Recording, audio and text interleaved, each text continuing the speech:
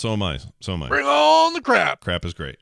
Okay, here we go. It's recording now, and that means it's time. Thank you, everyone, for joining us. Here comes in 3, 2, 1. Don't you remember? Well, you should. I'm already dead. You said it, remember?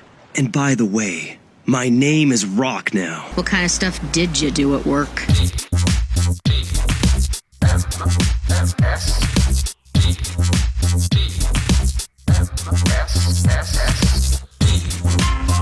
Mere Gerd.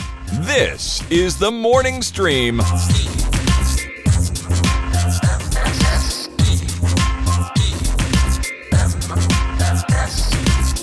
Good morning, everybody. Welcome back to TMS. It's the morning stream for Wednesday, May 12th, 2021. I'm Scott Johnson with Brian Ibbett. Hi, Brian.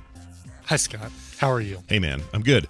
So, hey, this thing at the top of the show that I played, I want to get some quick feedback from the chat. So, chat, I'm going to play the last part of it here. Hold on. Let me see. Where is it? Here we go. And by the way, my name is Rock now. How many of you have heard of this this anime called Black Lagoon? Is anyone familiar with this? Not familiar at all. Is it starring Brooke Shields? Because that... Yeah? Wait, where are you getting the Brooke Shields from? I gotta know. Where's this coming Blue from? Lagoon. Oh, Blue... How did I not put those two How together? did you not? Ah, it's embarrassing. No, it's some weird thing. I saw it the other day on Hulu, and I thought, hey, this looks interesting. I'll watch it. It looks like action-packed anime, which I'm into. And it's the only kind of anime I really like. I don't want a lot of talking. I want, like, robots and guns and, that's what I'm in for. And you just watched Akira the other day, so... I did. I've been in the mood. You're on a kick. Yeah, I'm in a mood. Although Akira made me want more big gelatinous flesh monsters, but haven't really found much more of that. But yeah, it's violent and ridiculous and over the top, and I don't really know what's going on in the story, but I was curious if anyone liked it. And it's okay. It's all right. Write in if you have thoughts. The guy changed his name to Rock because now he's cool and he's working with this team of renegades, these mercenaries, and so his name is Rock now. It's pretty dumb. It's pretty dumb. That is pretty dumb. Yeah. All right. Speaking of dumb, let's dive in. We got a whole show of dumb. It's all dumb coming up here on the show, and we're glad to be doing it for you. It's Recommendals Day, by the way. I'm very excited. Yeah. Oh, got two great recommendals. Oh, good. I've got one, and it's still I'm not done yet, but I like it enough to recommend it early. So. Interesting. We'll get to that. All right. Let's start things off with a quick email. This is from Colder Snack. Okay. All right. That's how I prefer some of my snacks, is colder.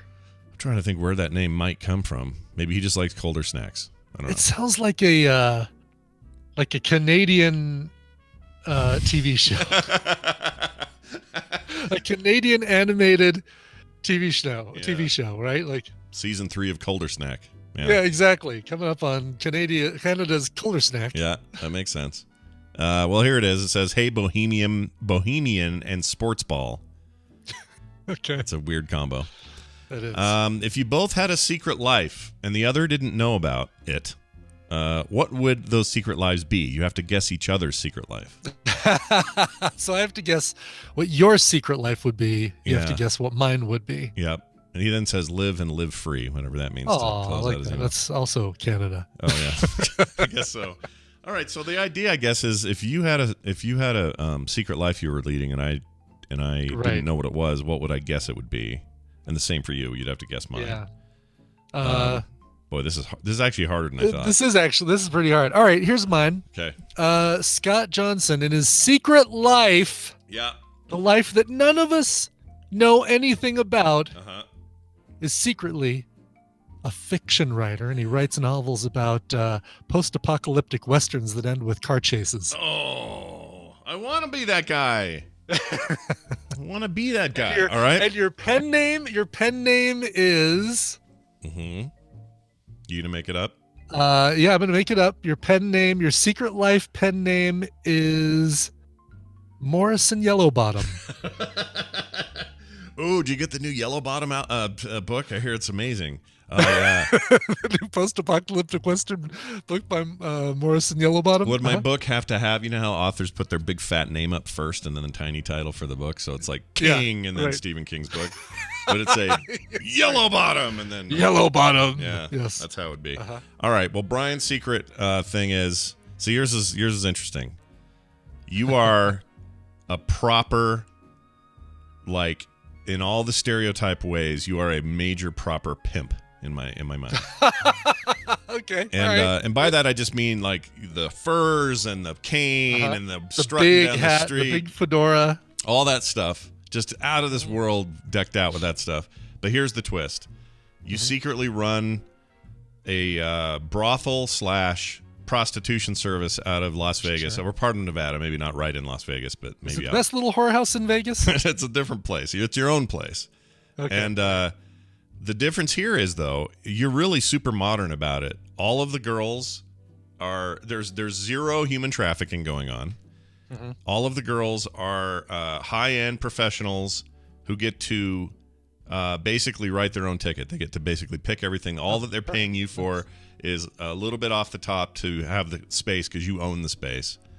And there's no roughing each other up. Nobody beats anybody up. It's like this idealized version that probably doesn't exist. I'm Henry Winkler and Michael Keaton in Night Shift.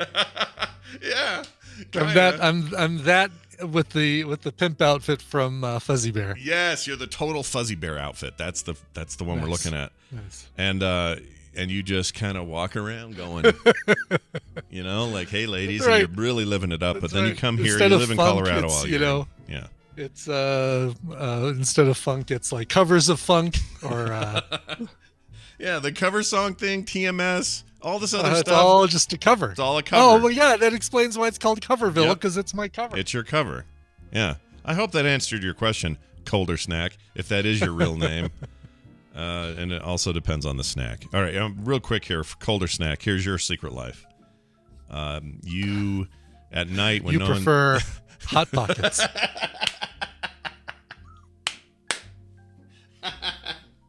That guy likes nothing but Hot Pockets, hot right. burritos, microwave burritos. That's pizza, his secret life. He's pizza rolls because they'll melt your face off. Yeah, a hotter snack, exactly. That's perfect. Yeah, TVZ Gun says the pimp thing explains all the travel I did to newspapers that I used to do. Yes, exactly, because Canton, the hotbed of prostitution, right there, Canton, Ohio. Canton, Ohio. I wasn't visiting the repository. You were given suppositories, if you know what I'm saying. That's right, if you know what I'm saying. Yeah. Exactly. Well, that's great. We took a fun road. And I don't know why that came. It just sounds right to me. I don't know why. You need to be just that cool, decked out, just, you know, maybe it's because you wear the hats and the shirts and the funny stuff at like Nerdtaculars or whatever. Right? Pimps wear funny hats. Yeah. Pimp. If I'm not voting on a tile that's the title that says Pimps Wear Funny Hats by the end of the show, we're doing it wrong. Wear funny hats. We got to get that in there. Whoever's in charge, whoever wants to get that one and get it in. All right? Perfect. Excellent. All right, we're going to play a game today. Oh, I like that the link is in here. This is very convenient. Yeah, I put that in there just for you because I saw you weren't in the game yet. Yeah, very convenient. I always forget that Wednesdays mostly. That's what I've been trying to do lately. Although, here's the deal. I really need to get back to doing the What's Your Nerd games because I like doing those too. Yeah. They just take so much longer because, you know, I have a bunch of questions to write. Yeah, it's a bunch of work. It's a bunch of work. Yeah, it's not like we're just sitting around doing nothing. So anyway, we're going to play Babble Royale. But to do that, we got to bring Dunaway in. Gosh dang it, all my links are wrong. There we go. Okay, so we got Dunaway. Let's pull him in. Okay, all right. And then, we hit Create Group. Great. And then we play this song. Whoop. All right, that music means it's time for Babble Royale. Tadpooly Feud edition, which begins here shortly. To get things started off, though, we're going to welcome our good pal, Mr. Brian Dunaway, to the show. Hello, Brian. Oh, hi, Scott and Brian. Oh, hi. Hello. How are you? Hi. How are you guys doing this? I don't know how the weather is there. Rainy here. It's actually better today. Rainy up until today. Today, finally, we're on a kick of like 70-degree weather for a while. So this world is too small. Your weather should be like snowing, and then it should be like 100 degrees here. Well, too we similar. had snow yesterday. Yeah, Brian. So- I was Okay, gonna say I feel better now. we Good, had the some world of the is mountains. correct. We had some of the mountains, but none of the valley. But I feel like Brian and I have the same weather pattern right now. It's like warmer and sunnier today. It was rainy yesterday. Like we're just in the mountains, man. And you know, as much as I complain about how weird the springs are in this part of the world, and they are weird, they just kind of can't decide what they want to be. It's going to get real hot soon enough. It's fine. I'll take whatever we got. It's fine. I'm not going to complain. You know what? No, I'd like it to be warmer sooner because I really need to get some practice rides in for the big ride. Oh, that's It's, true. Yeah, you like got a month lot. and a half away, and That's going to go quick too. You know. it is going to go quick. Yes, because a lot of those weekends are stuff, right? Like I've got a trip coming up next weekend. I've got a family thing over Father's Day where we're going to be out of town. So yeah. It's nuts. Oh, Yeah. Father's Day. Yeah, remember that? I forget we get our own day. Yeah, we got our own day. Yep. Yeah. If you have sired offspring, you can enjoy that day. If you have knocked up a lady, then you get to celebrate that day. Congratulations. Yeah. I never understood the term knocked up. We'll get to that later. We have a listener on the line who is going to be participating today in the Battle Royale fun. Let's find out who it is. Thanks for holding. Who's this? Hey guys, it's Mike from Chicago. Mike from Chicago. Mikey BC14 in the pool. Hey man. Oh, cool. Mikey BC14. Yep. You sound Howdy. You sound like a chill dude. You seem real chill today. I'm a total chill dude. I got my second shot this morning, so I'm just awaiting the tiredness. Oh yeah, that'll happen. Well, congratulations and well done. Welcome to the properly inoculated over here. We are happy to have you. We're going to have you as part of this good fun, but we can't do any of it until Brian kind of explains what's going on. So Brian, would you please explain? Yeah, it all hinges on me, doesn't it? All right, well, I've made you wait long enough. It's time to play the Tadpooley Feud. I've surveyed the Tadpool on some nerdy topics, and Scott and Brian are going to have to predict the answers that they gave us. It is Scott and Brian's job to see how many of those answers they can guess. Mikey BC14, your job is more important than ever because you're going to be working with either Scott or Brian. And if your team wins, you get a prize package that includes a copy of Rover Mechanic Simulator. That sounds fun. Like you're piloting a rover over Mars, and a so it's copy not a of dog simulator. Europa. Okay. Well, it might be. I don't know. Okay. Like you're working on dogs. Over. Look at that! It's Van. Hey, Van. We have a visitor who wants to say something. Hi. You want to say something to everybody? What do you have to say? Say hi. What? Excellent. That was awesome. Oh, it's little cat. That was I loved it. Holy shit. That blew my mind. All right, I'll come see him soon. You guys were here all day? Oh, yeah. Awesome. Okay. They're all here all day. The Okay, other sorry, game Brian. is Europa, Europa. And those are your two Steam games, and you also get. I don't even know I don't know what that was. He's never done that loved it. before. So that was weird. All right, gonna be anyway. great Gotta audio capture that. Yeah, Yep. that was pretty good. All right, so if looks like both of you are logged into the game, I will give you your first or your question. So put your hands on your buzzers. All right. And get ready to answer this. We asked 500 Tadpoolers, top 10 answers on the board. We asked them, name your favorite Marvel Comics villain that didn't necessarily appear in movies. Crap. Scott. I thought I wouldn't get that because it seemed like it took a while. It did take a while. I mean, they may have appeared in movies, but they don't have son to of a have appeared bitch. Excuse my language. Sorry about that. But that's what I was trying to. That's where I was stopping, and I'm like, but. Go ahead. So, okay, now I'm confused with the way Brian said that. Let me rephrase it again here. Okay. Name your favorite Marvel Comics villain. They don't have to have appeared in an MCU or in a film to qualify. Oh, I so gotcha. you could Okay. name some weird villain that hasn't yet made an appearance in any movies. Okay, that's perfect. So I'm gonna just get the big ones out of the way. Let's say let's go with Thanos. Thanos. Show me Thanos. He's inevitable, you know. Number 2. Number 2 answer. One yeah, answer. he's will number beat 2. it. All right. Yeah. What do you got He's there, number Dunaway? 2. I was gonna say Dr. Doom until you added that little twist at the end where it's like, didn't necessarily have to be in a movie. I'm like, he was in a movie. Go ahead. Well, if you were going to Doom. say him anyway, Yeah. Doom. say Doom. All right, Dr. Doom has not appeared well in any Marvel film. Well, yeah, he's been in the movies. just yeah. not Oh no, he well. has, just Yeah. not well. Yeah, Yes. poorly. Show me Doctor Doom. All right, sweet. Number 4, Scott gets Don't. to start here. Scott will be playing with Mikey BC14. With me and Mike. All right, Mike, I have a feeling that MODOK's on there just because Brian's all into MODOK, and this is the Tadpole, so they probably said MODOK. So what? So influenced it. Totally He's good like, with that. Yeah, don't you think? I mean, like, I don't know. It feels like it's Tadpole. They got it. Somebody said MODOK, so Brian MODOK. All right. Show me MODOK. Oh wow, way down the list. Okay, it's still on there though. list, yeah. Still on there. It's on the I list. love how you think that Ibbott has influenced. Like you phrased the question. No, what I Such a mean is way. like he's asking Tadpoolers, and on this Yeah. show, I swear MODOK comes up almost as much as Mad Max Fury Road. He is a constant Interesting. in our lives. I don't mean Brian like is nonstop about it. I just mean Right. if any villain in the Marvel universe of any sort comes up on this show, it's MODOK. It's MODOK. Yes, that's true. All right, what's back to us? By the way, MODOK, Claire asks, MODOK is an acronym? He totally is. He's a Yes. mechanical organism designed only for killing. Oh, That's right. I think I got that right. that's amazing. People believe are you. also really excited about the show coming up in about a week and a half. yeah, So. that's going to be great. I love it. Very excited about that. All right. Well, you and Mikey BC continue on the board there. Sorry, Chad. Got to put that up there. Okay. Mike, anything? Magneto, maybe? What do you think of that? Yeah, Awesome. he was on my mind. I was also thinking based on the trailer that dropped yesterday, maybe one of those characters. if Oh, you wanna right. Take that, but Right. We'll hold on to those. That's a that may good have point. been Xavier in your mind. Yeah. Magneto has the. Let's do Magneto because he can move the Sure. metal around and whatnot. He's cool. Sure. Show me Magneto. Number 3. Yep. Number 3. Number Very 3. good. Okay. Let's talk about that trailer, and let's not talk about it, but because we don't want to give Brian ideas. But yeah, So you're thinking Carnage, maybe?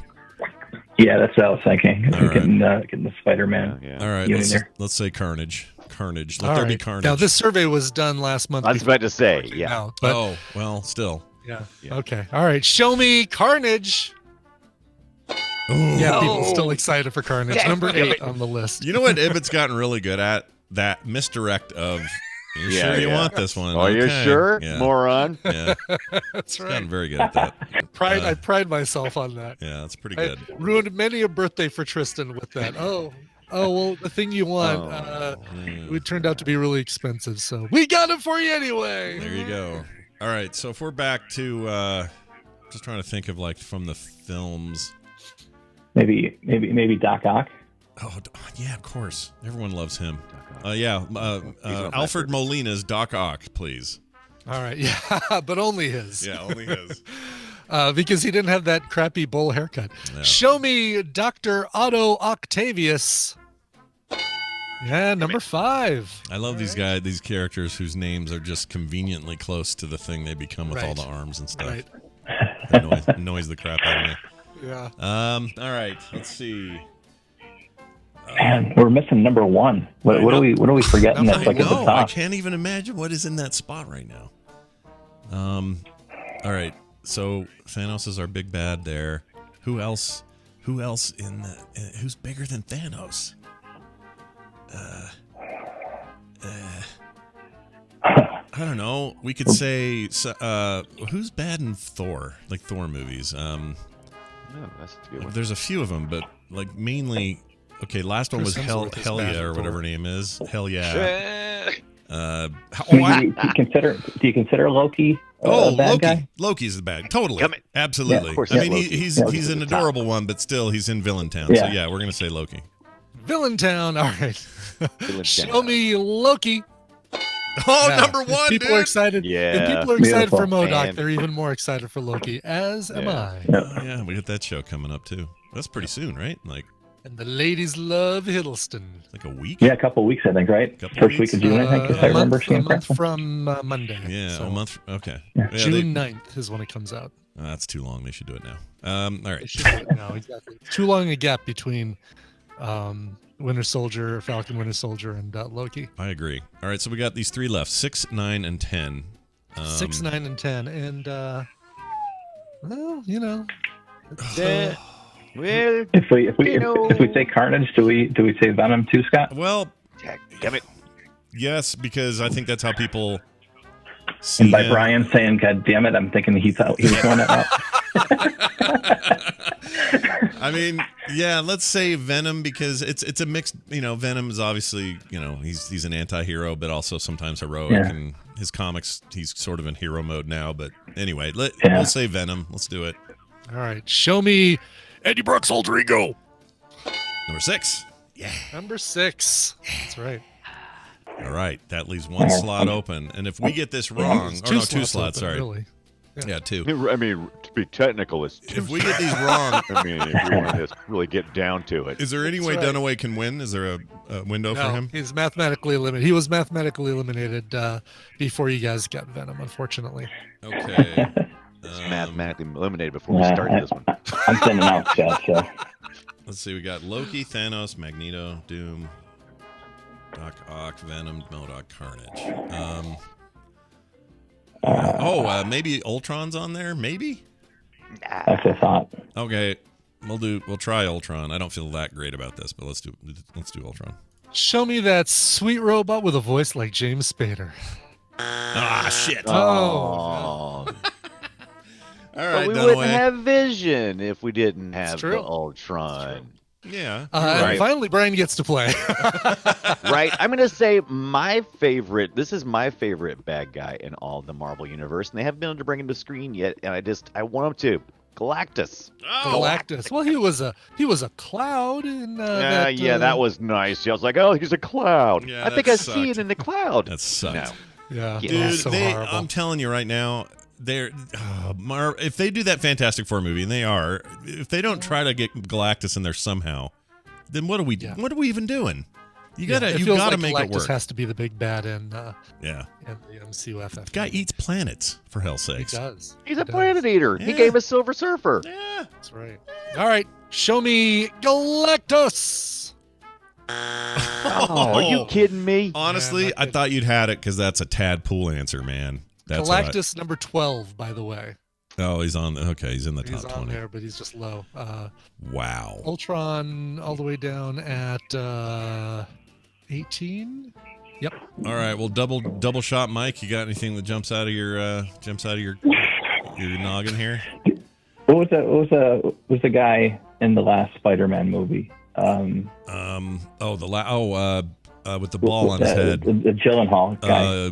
Mysterio. Let's do Mysterio.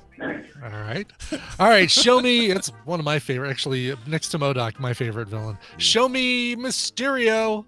Really? Dang it. Wow. Yeah. Oh, Number 13 on the list. It's not just, too bad. Just below Galactus, as a matter of fact. I thought they did a good job with that. I thought they did too. Yeah. He looked cool. It's a little retconny, but it's fine. Yeah. They all are. All right, Brian. You'll never. Oh, that's see right. It's back to coming. me. Oh shoot, I was spaced now because I'm like, well, I lost that. I wonder what I can do later. Maybe I can make some stupid joke about DC Comics, and I'm like, I should be paying attention. That's right. How about everybody's favorite bad guy, General Zod. Just kidding. General Zod. That's not bad though. Ego. How about that? Ego. That would Wow, be yes. Kurt Russell. He's kind of like a okay. I didn't think about the space baddies until no, of course not. Who could like Ego? Oh, I just thought of one. Holy crap. The guy, literally his head is red. Oh, Red Skull. Red Skull is his name. Oh, Red Skull. That's a good. Oh, there you go. Literally. There you go. Nobody likes Literally, Red his head is Skull. red. Literally his I head like is the red. Red Skull. Please tell All me right. that's on there. Show me Red Skull. What? Number 11, I believe. No, I'm sorry, 14. Number 14 would have been Red Skull. Yeah. Brian, you got one last answer in you that's better than Ego? Oh, wow, that was tough. I was kind of grasping at straws with Ego. Not really a bad guy. So many think I'm thinking like they're not really bad guys. They're just kind of on the fence. Billie Eilish. It doesn't matter. It's just got to be what they think. Yeah. Sure. Billie Eilish thinks she's the bad guy. Gonna go with Gray Hulk. He was just such a jerk, such a It's not gonna smarty be on jerk. there. No way that's Right. on there. Show me Grey Hulk. Oh man. All right. So first off, congratulations to Mikey DC14. Well done. Yeah, here's Let's this for give you. guys Thanks, guys. the, Winner, chicken dinner. You win. the two missing Nice answers. job. So this one, a couple of people in the chat room said I was surprised that it never came up as you guys were discussing it, but probably because he was seen more in the Netflix stuff than in Kingpin. Kingpin, exactly. Of course, right. Yep, Kingpin. Yeah, Dadgummit. people love the Kingpin. Yeah. Especially in and the then- Spider-Verse. That was Yeah. really good there. Yes, right. It's true. And then this is another one that you guys did mention. Well, Scott, you mentioned this very briefly Mm. from the second Thor. No, the third Thor movie. Hell Third yeah. Thor movie. Thor. Hella. Hella. She won. Hella, of she course, got Hella Hella. good. nice. Have you People ever like s- Hella? Well, I mean, Oh, yeah. she's like great, Hella. dude. She's awesome. She's good in the comics, but I love her in that. I loved her in that movie. She was amazing. Yeah. Well, that means you're a winner, Mike. My nickname in high school was Kingpin. Oh, was it you were Cool. Kingpin? Oh, was it right? really? How Yeah. did I forget it? Yeah. My nickname was Tripod, but I'm not telling you why. Anyway, It's always carrying around a Totally camera. different reason. Here's now. some of the ones that you guys didn't guess. Making our way down the list here: Mystique, Green Goblin, Baron Zemo. Did you People think still- about the goblins? yep, the Right, goblins. yeah. Eric Killmonger, Scarlet Witch. She did start out as a villain. No. Captain America. I don't know what people are thinking, but Winter two people Soldier? said it. Sure. Dark Phoenix. Good choice Oh, there. duh. Of course, Um, Dark Phoenix. This one cracked me up. The favorite Marvel villain, Disney. That's hilarious. Did someone in the chat? I just popped the chat back up. Somebody said Darth Vader, and I guess technically that's true now because they're It is part of now, the Marvel right? family. But No, he's a Disney villain. He's not a Marvel yeah, villain. but you can get a Marvel. You can go buy Marvel comics with Vader in them. Yep. Right? Oh, that's Sure true. can. That's true. Sure Yeah, can. right. Yeah. Good point. Then Yep. I don't know if they've done any Um, crossover, but they probably won't. Dormammu, Emma Frost, Darkwing Duck, Jeff Bridges, Jeff Bridges. Kang the Conqueror, Paste Pot Pete. Somebody said the Penguin, Skeletor, Skeletor. Hold U.S. on. government agencies, and Yondu. Does Marvel do He-Man adaptations or anything? Not to my knowledge. Okay, No. that would be awesome. Newman. Somebody said Newman. Newman. All right. Well, on that note, here's Skeletor. We'll give him a minute to laugh. All right. Hey, you did it, Mike. Well done. Now, here's the trick. You just need to send Brian an email, coverville@gmail.com. He will send you your codes, and you will walk off triumphant into the night. I hope you don't get bad symptoms in the next day. Thanks, guys. Hey, thanks for having me today. I appreciate it. Yeah, It it was was, fun. it was great. Great to have you, man. We'll talk to you soon. Bye now. He seems like a nice guy. I'd hang out with that Good. guy. Would totally hang out I'd with hang him. out with Kingpin. No Anytime. offense to the rest of you, but I would hang out with Mike. I would totally do that. That's fine. Go hang. Why don't you go hang out with Mike? Hey, I'm going to Chicago. I'll see you guys later. Yeah. Dunaway, you did it. You came in, you did it.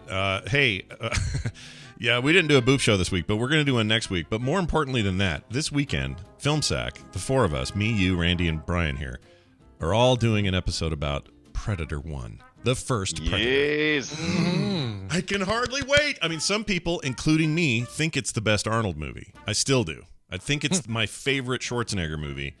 And we'll Yeah, see if I'm absolutely. right, because it's been 10 That's years. because he hardly talks at all. He mostly just slinks around the forest and looks badass doing it. Like, looks badass. It's yeah. just a really well-made, really cool filmed badass. Is that how you remember it? That's look how I forward to remember hearing it. your opinion. Now, if I get that, I may have it wrong, but that's what we'll find out this weekend. But this feels like an important film sack. We haven't been able to get this one on the record for 10 years. It's available. We're doing it. Do your homework. Watch it. It's on HBO Max, I think. No. Prime. No. Netflix. No. I don't know. I don't know. It's on a streaming service. It is Or- on a streaming service. Go Or to on Brian's justwatch.com and DVD. search for it. Yeah, exactly. Or 3D. yeah, Brian's got the 3D DVD whatever thing, right? It's not I do. 3. It's not 3D, is it? It is 3D. Oh my It's lord. Hulu, by the way. Hulu has Predator. Hulu has it. The one I didn't mention. Hulu. All right. Hulu. Fair enough. Brian, you have a great day. Is there anything you'd like to tell us before I kick you out of this chat? Sure. Join me tomorrow night on Thursday doing the Graveyard Keeper with Kit London, who's usually in the chat room. We do that every Thursday and have so for almost 6 months. Nice. On Twitch. Nice. 6 months of Graveyard Keeper. That's a lot. Yes. Well, an hour and a half at a time. It takes some time. Yeah, you take your time. Well, bye then. All right. He's gone now. He's gone. He has left. Bye, Brian. Bye, Brian. Well done, everybody. Now, this. Dance by the light of the moon. Time for today's news, brought to you by... Brought to you by, was it any good? Well, was it? Head over to frogpants.com/anygood and find out. That's right. I did an episode about the Beverly Hillbillies, one of Brian's favorite things in the world. Yeah, And, well, the TV show I really liked. I hated the movie. Oh yeah. Well, so the way this thing works is I in real time watch it and record while I'm watching it. So you get the audio from the episode and my commentary, but we go and find one of the more controversial episodes of a TV show, or one of the most popular, rated by IMDb or something as the most popular of that series. The Jeffersons one I did was like super racist and weird. Anyway, You did I Love Lucy too, right? Which one did you do for I Love Lucy? we did. They claim, according to IMDb, the most popular one is not the Chocolate Factory one, but instead is this one where it's called The Great Train Heist, and it's basically them on vacation on a train. And the premise is every 10 minutes or so, Lucy pulls this cord that stops the train, and it pisses everybody off. That's the train episode. Yeah. I would have thought the Vitamita Vegemin, the Chocolate Factory. Yep. I was surprised. I just went with top rated, and I went, well, this, and it wasn't. It was fine, but it wasn't anything special. And I'm pretty sure that I Love Lucy is still good, 100% on the shoulders of her being good. She's amazing. She's like a really I'm not sure there's ever been somebody quite like her in comedy. There's something very unique about Lucille Ball. That's true. And I can't believe they picked Nicole Kidman to play her in the biopic as opposed to what's her face from Deborah Messing, because Deborah Messing is like a perfect Lucy. That's a good point. I don't know why they didn't use her either. They should have. When you get to that great episode of Maude, the big controversial episode of Maude. Oh yeah, we'll get to that. Also, somebody. I'm not kidding. Like I wrote it down. I'm just now. Did you? I'm gonna do it. Maude's Dilemma. Yeah. Yes. Also, there's that episode. It's a two-parter, so I haven't decided how to do it. But that one with Different Strokes, where Arnold and his friend. Oh yeah, where Arthur Carlson. Yep. Gets a bike shop, and he's a molester, and they almost get kind of molested, and it's one of those weird special Arnold's episode friend TV does things. get molested, if I remember, the little redhead kid. Oh, does he? Oh, I didn't know that went bad that way. Well, we'll find out. How does that sort of thing in the 80s, where they were trying to teach us a lesson, how does it hold up today? Find out at frogpants.com/anygood or wherever you get your podcasts. All right. The owners of the Confora Bakery in Milwaukee are a couple of smart cookies, because the owners of this bakery... smart cookies. I get it. They print burglary suspect's picture on sugar cookies. That's how they're going to catch this guy. Oh, that's fantastic. That's pretty good. Yeah. They're also known as the Lakeside Bakery. They were burglarized. They were burgled on April 19th by an unidentified suspect who fled into the night with ill-gotten cash and equipment. Owners Karen and Eric didn't have much going on, but what they did... what they did have was an image of the suspect captured on their security cameras. So we made a delicious sugar cookie with his image on them, says the owner. They announced this on Facebook on May 1st. Thin mints via drone. Oh, this is a whole different thing. That's a whole different thing. Yeah, whoops. The idea, Karen told the Milwaukee Journal, or Journal Sentinel. Did you go there? The Journal Sentinel? I did. Totally went to the Milwaukee Journal Sentinel. That's awesome. Yeah, those the only times I went to Wisconsin were for the Madison... Oh, man. Madison newspaper and the Milwaukee Journal Sentinel. I've only been there for a Brewers game once. Oh, really? Yeah, we were there in Chicago for most of that trip, and then we cut over into Milwaukee for that game, and then came back. That's right. So that's right. Oh, yeah, and that's, of course, I went there for Summerfest a few years ago. We went and saw the Fonz statue, and we saw Garbage perform, which was awesome. You mean the band, not a pile of garbage? Well, they didn't keep parts of the park up very well, so we saw the band Garbage perform, and then on our way back to the hotel, we saw, because of the wind was blowing around, we saw actual Garbage perform. Oh, so it performed in a way. Okay, I get it. Yes, exactly. And this is when you weren't. This is when you weren't pimping. No, I was setting up. Pimping. Oh, that's Nature. right. Yeah. That's what you were there for. That's right. Yeah, right. Forget about this paper talk. We know what you were there for. Exactly. Strutting around downtown Milwaukee with his cane and his fur coat. Let's see. They wanted the community to identify the suspect. Why not put it on a cookie? We invite the Bayview community to come in and take a bite out of this. Out of the thief while supplies last, they said on their Facebook post. Nice. He has been identified, the baker later wrote in an update. Thank you, everyone who has responded. So apparently the cops have him, although no direct arrests or comment from the Milwaukee Police Department yet. So I like stories like that. I love it, though. That's what a great way to turn lemons into lemonade, you know? Mm-hmm. Yeah. Like if you're a baker, like it's perfect for who you are. You know? Yeah, right, exactly. What would we do? Someone robbed us. What would we do? Do a podcast do a about podcast about it. It would begin with some NPR music. Yeah. You know, that day. I didn't really think I'd wake up to find that somebody had gotten into my house. You're one of those beatboxers who somehow managed to get words into their beatboxing. That's right. Those guys are impressive, man. Those guys that can like sing during beatboxing. I don't know how they do it. A man who fled with a tiger has been caught, and the animal. I saw. Oh, he finally got caught. That's good. The guy did. He drove off in a white SUV. It was awesome. Yeah, it was pretty good. He got caught, but the animal's still at large. They can't find the cat, so no one knows where this tiger is. This happened in Houston. Houston authorities have captured a man who allegedly evaded police while housing a Bengal tiger in his yard. The tiger remains, as the article says, on the lam. Ha! There's a tiger on the lam. What does that mean? On the lam? Yeah. Yeah, no, that's a good question. I mean, it's the origin. LAM, and trying to think of is it short for something? Let's see. I'm going to find out. Here we go. On the lam etymology. On the lam, according to Merriam-Webster. Oh, stop. Don't show me ads. Okay, here we go. So trying to avoid being caught by the police. We get it.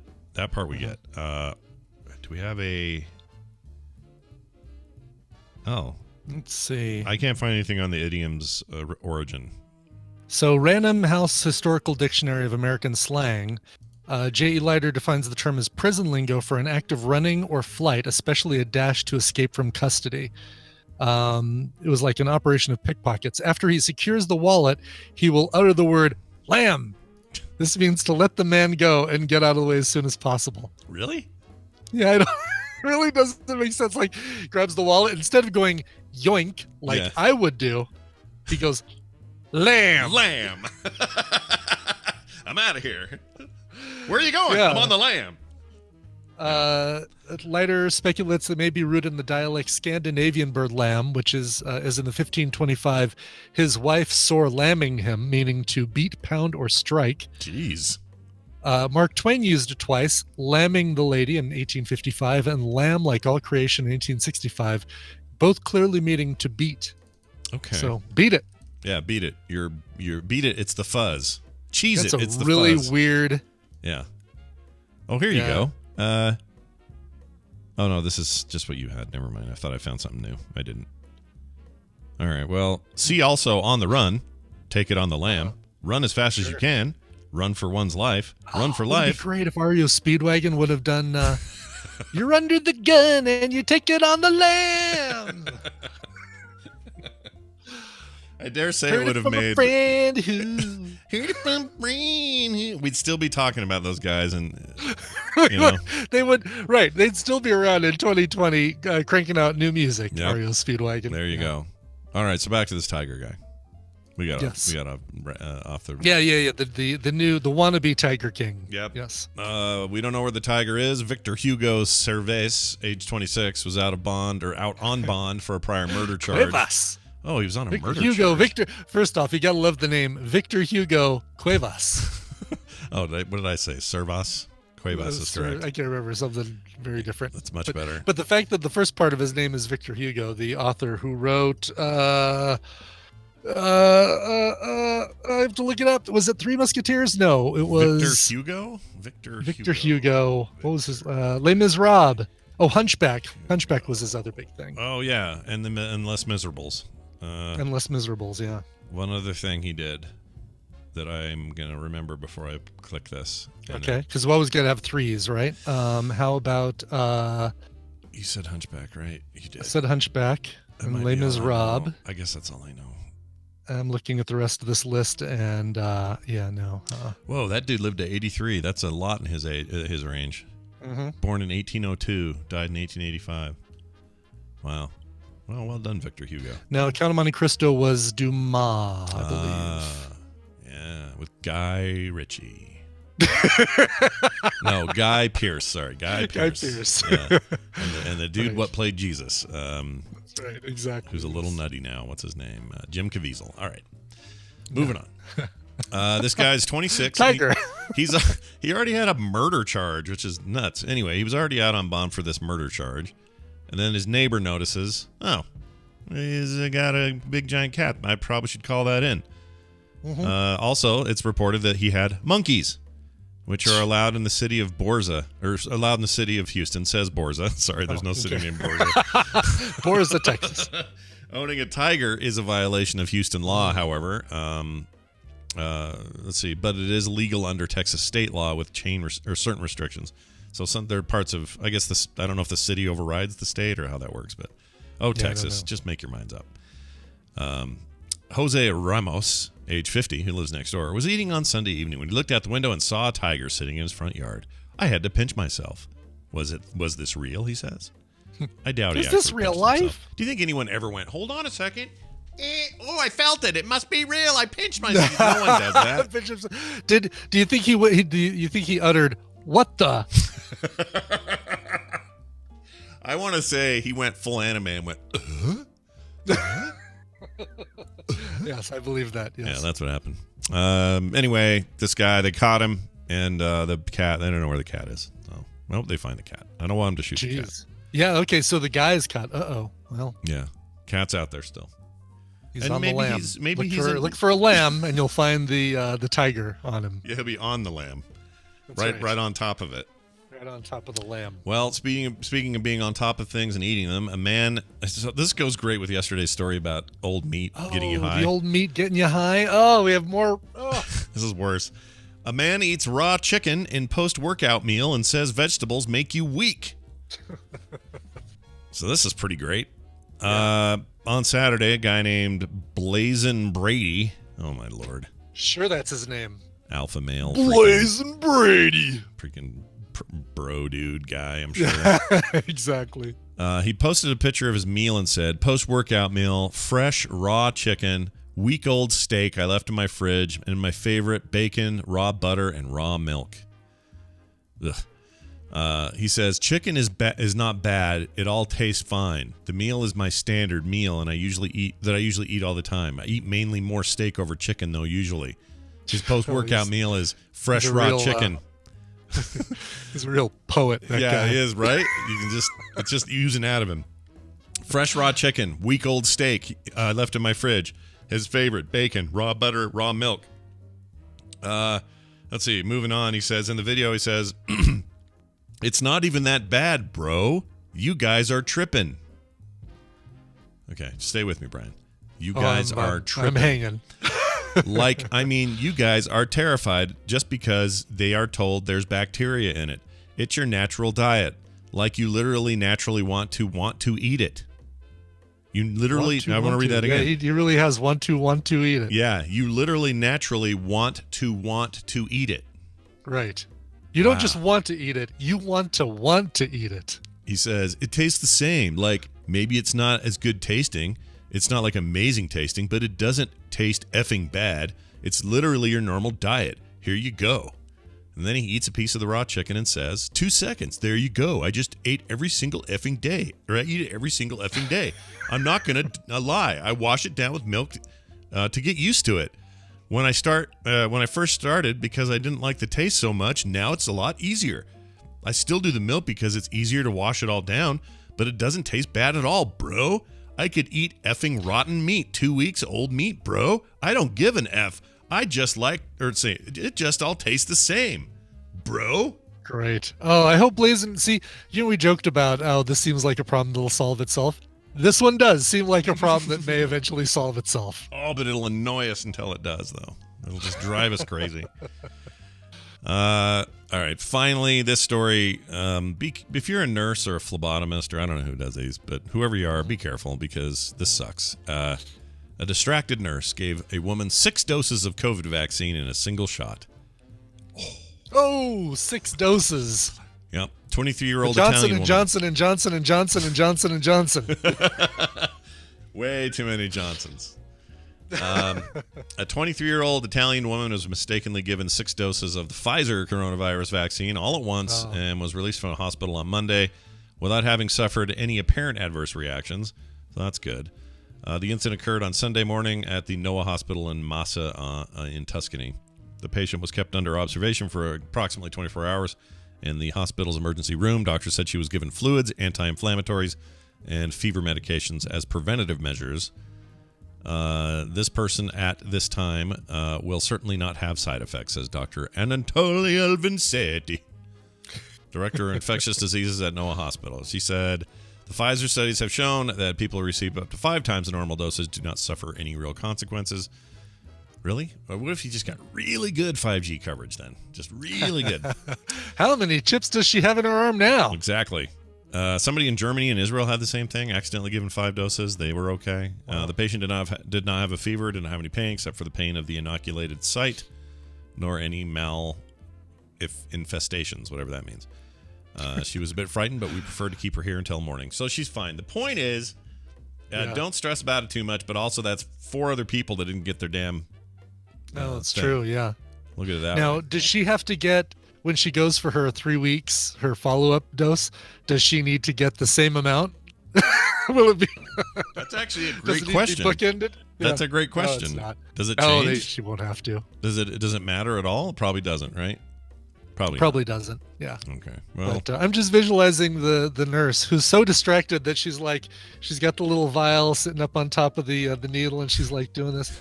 Oh yeah, no, I liked Queen's Gambit. Yeah, Queen's Gambit was really good. And did you like slowly pulling the plunger back? Oh, all right, I guess I better administer this shot. I like a Queen's Gambit. It is a good feels movie. Heavier than usual. Yeah. I have Netflix only for this show, she said. All right, we're going to take a break. When we come back, you know him, you love him. Tom Merritt will be here talking about tech. Yeah.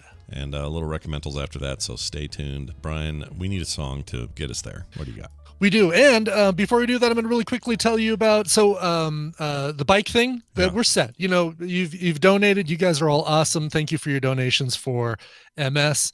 The bike thing, I'm way up there in the leaderboard, and we've raised a lot of great money for MS. So now the other thing that I do, every year there's 2 charities that I go for, MS and Alzheimer's. Now it's time to focus on the Alzheimer's, because sadly, these 2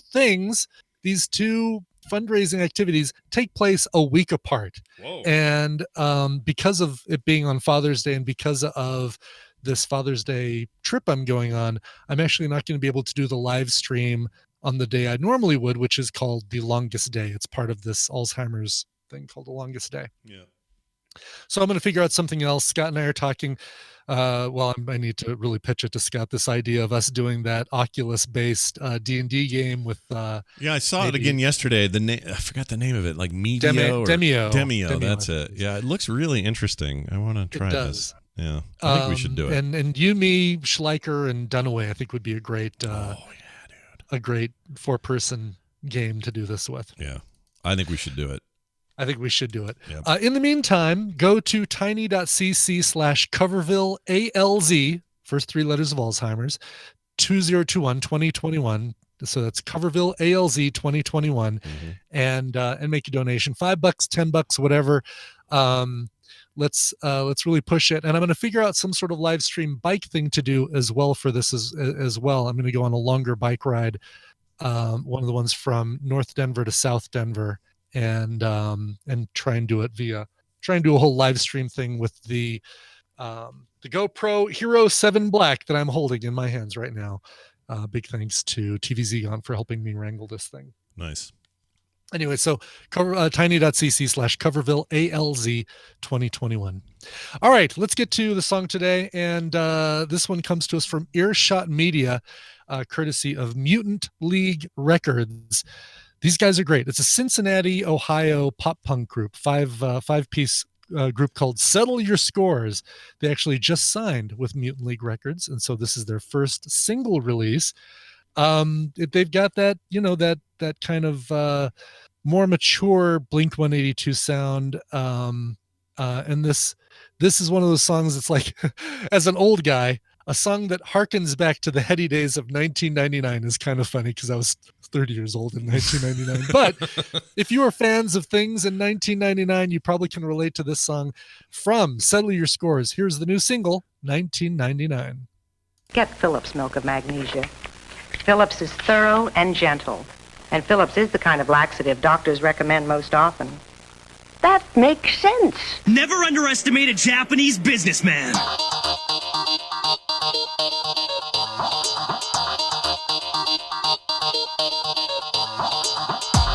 I can't believe you made me say that. This is the Morning Stream. All right, we have returned from the That band commercial. again is Settle Your Scores, and the song is 1999. And as JC Calhoun points out, if you go to their website, which is settleyourscores.co, Yeah. it looks like it was built in 1999. Like it's Oh, awesome. full of Comic Sans, flashing, rotating GIFs, and Perfect. It's a perfect throwback for all of our internet needs. it looks just like MySpace. Oh, this is awesome. That's great. All right, go check it out. In the meantime, check this out. With the computer, as with any tool, the concept and direction must come from the man. I still think that's true, and thankfully Tom Merritt plays the role of the man, and he's here today to talk about it. Hello, Tom. Hello, Brian and Scott. Hi. Hello, Tom. Hello. I swear that smiley face guy behind you is leaning further over than he was last time I saw him. Every time. I It's can't like the Mona Lisa for you. Every time it just feels like this. It's like Veronica's sausage. It is like Does Veronica's Does sausage. Tom know about Veronica's sausage? I don't know. There's Tom. Let's regale us. What's the word? Not regale us. Endure Let's us get you for a up. minute. Let's get you caught up. Yeah. You can regale me. Yeah. Here it is. Yeah, so- Veronica once said this, just normally. Sausages. Yeah, she says this right here. Sausage. All right, and then someone shrunk it or elongated it, and Brian thinks it's longer every time we hear it. And so I'm going to play it now, and we'll see if it still sounds longer. Sausage. Brian, still longer? Still sounds longer, like you're elongating it every time you play. Because I was familiar with sausage and even the elongated version. I did not know that Brian was having a shooky effect. That's exactly what I'm having. Well, we'll good. play it for you in a couple weeks, and you'll swear that it sounds like it's longer the next time we play it for you. One of these times, One of these times, I'm just going to knock him over. Yeah. And Brian Scott's going to go, see, Yep. I told you. That's right. Or I'm gonna mess with that thing, F Brian over, and just like make it longer, like Just actually make it a do little longer. yeah, absolutely. I've been secretly doing it. I didn't know. Right? I would totally. If you told me you were doing that, I would 100% believe you. You would Absolutely millisecond. believe Of you. course you would. Of course you would. Hey, Tom's here, and it's the Daily Tech News Show's own Tom Merritt. He curates that business, and it's fantastic. Wednesdays are great because I get to go on there, but all the days that the show is on is great. And you are probably hunting down some stories right now. What's going on out there? Indeed, the story hunt is on. One of the things, I don't know if we'll revisit it on today's Daily Tech News Show. We talked about it on Monday's show, but it's certainly still in the news, is the Colonial Pipeline hack. Oh, yeah. And one of the reasons it's still in the news, it happened over the weekend, but it's still in the news now because you're starting to see gas shortages in parts of the South, Georgia, South Carolina, North Carolina, even up into Maryland and New Jersey. And there's a lot of misinformation and a lot of misunderstanding out there. Colonial says that they have plenty of supply still, and they are expecting to restart the pipeline at the end of the week.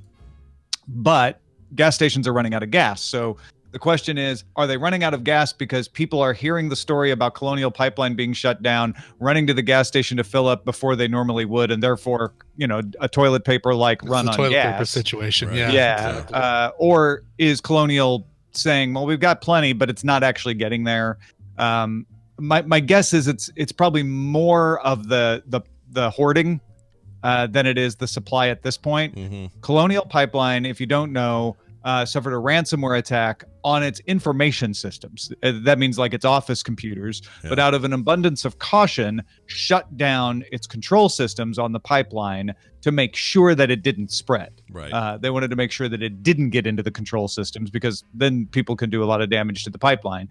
So far, there's been no damage to the pipeline. They're doing aerial surveillance. Everything's good with the pipeline. They expect to be able to restore service by the end of the week. They've already restored service on some lateral lines and some of the smaller lines.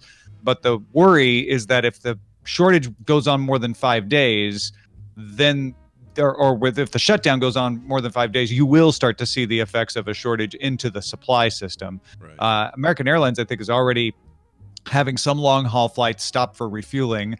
Again, that may be because of a shortage of delivery. It may be because of abundance of caution. It may be both. But we're getting to the point where whether it's hoarding or not isn't going to matter, that this pipeline's been shut down long enough that it's going to cause an effect. And we're all checking our watches. They said by the end of the week, it's Wednesday. It's not the end of the week yet, but by the end of the week would hopefully mean before the end of the week. And this is a really bad attack. Ransomware, if you don't know, can get into a system in all kinds of ways. With so many people working from home, somebody could have gotten phished, tricked into handing over credentials. That would allow a malicious actor to get into a network and plant some ransomware. More often than not, it doesn't even need that sophisticated of an attack. You just get somebody to open an attachment that they shouldn't have opened or click on a link that they shouldn't have. That locks up the computer and it propagates through the network that way. Either way, once it's encrypted your network, you either have to pay the ransom or you have to figure out how to restore from a clean backup. We're not getting any information out of Colonial about the details of the attack, but it's taking long enough that they probably don't have an easy, clean backup. I think with the attack happening Friday, they would have been able to restore by now, although it's a very complex system. Maybe that's not true. My guess is they've got partial backups, and they're going very carefully through the system to make sure that they're eliminating the ransomware. But it's lasted long enough that this is a pretty severe attack just on their office computers, just on their information systems. And again, out of abundance of caution, they don't want it to spread to the control system. So it hasn't. They haven't turned the control systems back on. There's a lot of FUD out there about, this is an attack on a pipeline that we've been warning about for years, which is partially true. We've been warning that these SCADA systems and the control systems need upgrades, and that's still true. If they had better security, maybe you didn't have to shut them down so severely, but it's not an attack on the control system. That's important to remember as well. Yeah. Correct me if I'm wrong, but my takeaway from this so far is that there are massive older systems in this country that need addressing. You know what I mean? Like we gotta yes get our heads and around no. I'm really glad you asked that question, because yes, a lot of the energy systems are legacy. There are lots of examples of systems that left the default password admin 123 or something on them because, hey, the only way you're going to access that is to drive out to the pump and type it in. More and more control systems getting networked means that becomes less secure, even though it wasn't terribly secure before. That's all true, but that's not what's happening here.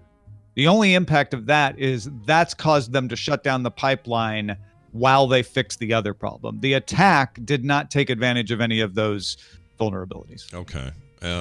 I saw a picture of people just loading giant gas canister things, like Rubbermaid size, like this big, just loading their cars with them. And all I could think of was, are you going to have room for those with all the toilet paper you have stored in your basement? I know, right? Where are you going to put them? And you don't want to store the gas next to the toilet paper because that's a fire hazard. No, that seems like a real bad combination to me. So, anyway, I guess be careful out there. We haven't seen price hikes here, like at local stations. Right, or and this pipeline serves about 45% of the East Coast, South and East Coast. So if you're to the west of Colonial Pipeline, starts around Houston on the Gulf Coast, where the refineries are, and runs up to Linden, New Jersey, just outside New York City. So if you're along that pipeline, you're more likely to feel the effects of this than if you're in another direction from it. Yeah, I'd wondered when it first started happening. Sometimes these things have a way of permeating the business. Like, even if you hear news that somebody in the OPEC said something controversial today in an OPEC meeting, and then suddenly everybody's 50 cents higher on their gas. I thought for sure this would have that like a quick ripple effect, because even if it has zero effect on it, it's a chance for the business to just brace itself and say, well, no, we're going to go up just to kind of cover everything. And they didn't do it so far, so I guess that's good. I don't know I'm not sure quite how to take it. But our gas prices haven't gone up on the eastern side or the western side of the country, and so everyone hope that holds, I guess. Yeah, man. I mean, listen, folks. If you're not from Generation X, welcome to our youth. It's the 70s again. Gas lines and inflation. Yay! I have a very vague memory of like lines at gas stations from when I was like 5 or 6 years old, and it's really vague. But I do have some memory of that. So. Yeah, just a taste of the 70s. Go listen to, I don't know, some disco. That's right. Some other Go stuff. fire up that great Earth, Wind, and Fire CD, or I'm sorry, LP, or 8-track. 8-track, yeah, what are you talking about? Get some bell bottoms and you're all set. All right, hey, Tom, as always, this stuff's better when you listen to it on the Daily Tech News Show, because those guys actually pay attention to detail and get the stuff right, and will shoot straight. So check them out on the Daily, and today, of course, at 2:30. That will happen once again. Anything else going on that you'd like to promote or mention? Yeah, if you want the details on the Colonial Pipeline more than we talked about here, check out Monday's Daily Tech News Show. We did a deep dive into it then, and none of the facts of the situation have changed since then, other than some of the gas stations here running out of supply. So that's still a useful segment to listen to. And if you want to be like Mirovina and say, hey, what cell phone carrier should I use? She just emailed me and asked me, and that's because she subscribes to my newsletter. Nice. And that's what you can do when you subscribe to Free Tom Newsletter at freetomnewsletter.com. Highly recommend it. Tom Merritt, everybody. Ace Detect on Twitter. We'll see you later today. See you, Tom. Bye now. That thing's leaning closer to me. I can feel it. I can feel it. That's right. I know what I feel. Brian, we're calling Nicole. That's what's happening now. Okay. All right. And we're going to bring her in here, and we're going to recommend this place up. I feel like we need to. Yeah. I've seen a smattering of things this week, but the thing I zeroed in on, I think, is the biggest surprise. I don't know why I'm surprised. Cool. I guess I'm just... Well, we'll get to it. Okay. All right, here's this. This right here.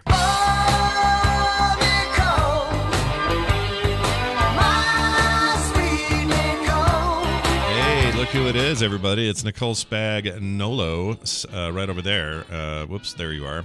On camera, looking at us today from Colorado. Hello, welcome. How are you? I'm good. How are you? Fantastic. Closer to me. No Mark in the background, no dog bed. Yeah. Dougie's right here. Oh, Dougie. He's in a different place. So. I think about Dougie sometimes. I think it's because you put up a bunch of video of him, and now he's in my head. So there you go. He's a cutie. So Mitchell's versus the Machines is on our TV all the time. Yeah. And I swear to God, it's like Dougie in that movie. Oh yeah. He's that dog. Totally Dougie. Yep, for sure. Totally that movie. that I dog. hope everybody took our recommendation last that. week and watched it, because it's so freaking good. Yeah, Tina and I still need to watch it, but it'll happen soon. Oh You're man, gonna I love loved it. I It's loved so it so fun. much. So good. All right, we're gonna get to recommendals here. This is where we talk about streaming stuff we've seen over the week, and that we'd like to recommend to you fine folks. Hence the name. Brian, you always begin. We have two from you this week. What's your setup for your first one? So before I even say those, I do want to give a big shout out to Scott's recommendal from last week, Nobody. I watched it last night, and it's great. It is so good. It's good, right? It's not just a John Wick ripoff. It's more than that. I think Nobody beats John Wick. You know, I've yet to watch John Wick. Oh, Nicole, you gotta Oh watch my John gosh, Wick. yeah. I don't know why. We haven't had a chance. You should watch that series. It's yeah, great. no, it does that thing. And I'm sure we did talk about it. That fighting movies tend to do, where if your guy's just a total badass, or your lady's a total badass, they just land punches and they never get hit themselves. And Bob Odenkirk's character, nobody. Can't remember his actual name. Not Oliver. He's just nobody. He's just nobody. He gets the crap beat out of him while he's beating the crap out of other people. Yeah, and it's great. It's and what'd you think of the Christopher Lloyd business? That was pretty great. Christopher Lloyd is fantastic, and yes, yeah, it's a good time. I don't want I'm being careful not to give anything away. You guys did a great job, even talking about it yesterday with Jury. You didn't spoil what I thought were very spoilable plot points, which I'm so glad. Yeah. We skirted around it pretty good yesterday, I think. But you did. You really did. Yeah. So it's a fun time. If you haven't seen it yet, figure out a way to see it. Rent it for $20. It's definitely worth the money to rent. Yeah, and it'll be. It feels like that ought to be somewhere streaming soon. Can I show you my coffee mug? Yeah. What do you got? Yeah. Does it say nobody? No. Oh, it's Maud. No, I will not have a nice day. Not Maud. What was her name? There's Maud. Well, it's a Golden Girl. It's the Golden Girls. Right. Yeah. But what was her name in that show? Dorothy. Dorothy. Duh. I knew that. I used to You're like such the Dorothy. I used to like the Golden Girls. I used to think you are the Dorothy of our group. Never saw a single episode of Golden Girls. I'm the Dorothy of this group. You are. All right. Fair enough. I don't know why that works, but it kind of does. I'm definitely not the Betty White. Who are you? What are you? Are you the Betty White? What are you? I'll be Blanche. You're Blanche?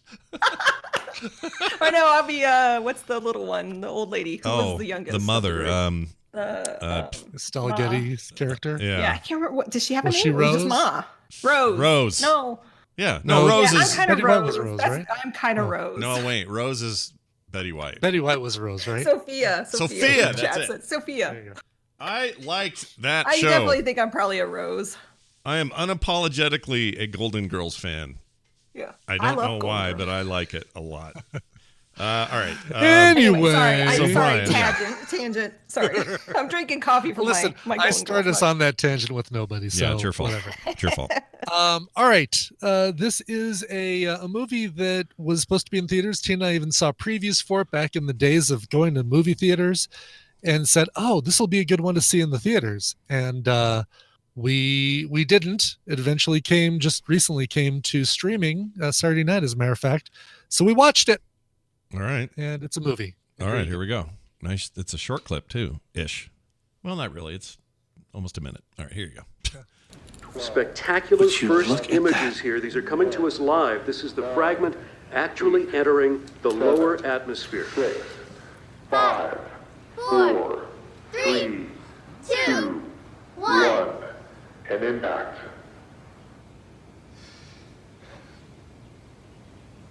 Wait, where's the explosion? What's the chunk of rock? Rocks don't explode. Okay, tell that to the dinosaurs. We are still waiting for the first images of the actual splashdown that's expected in the Atlantic Ocean. What was that? Earlier footage showed a... Oh, Jay.